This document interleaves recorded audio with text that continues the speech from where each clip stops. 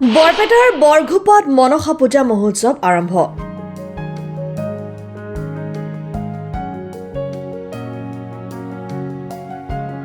বৰপেটাৰ পূব-প্ৰান্তত অৱস্থিত বৰঘোপাত বৰ্ণাঢ্য কাৰ্যসূচীৰে মনসা পূজা মহোৎসৱৰ আৰম্ভ হয়।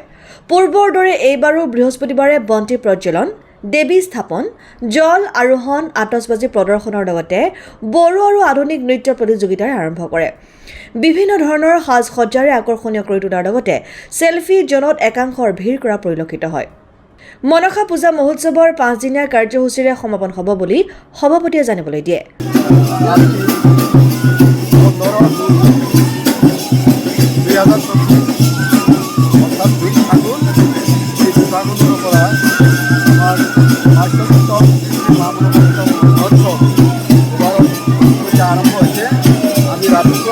আমাৰ কামবিলাক কৰা হৈছিলে।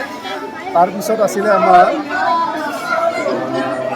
পতাকা উত্তোলন, ধৰ্মধ্বজা উত্তোলন কৰাৰ পিছত আমি বৃক্ষৰোপণ কাৰ্যসূচী কৰিছোঁ। বৃক্ষৰোপণ কাৰ্যসূচীৰ পিছত গধূলি আমাৰ 7মান বজাৰ পৰা আমি মানুহবিলাক কাৰ্যসূচীৰ কাৰণে বিভিন্ন কাম কৰিছোঁ।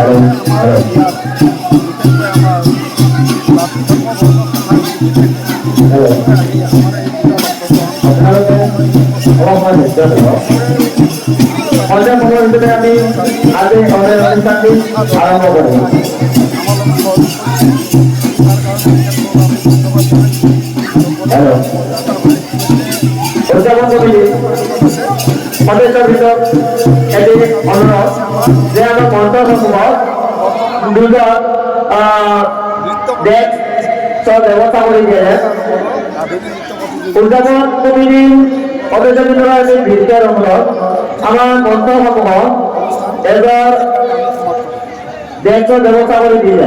পূব বৰপেটাৰ পৰা আব্দুৰ ৰহমানৰ ৰিপৰ্ট, অসম টাইম।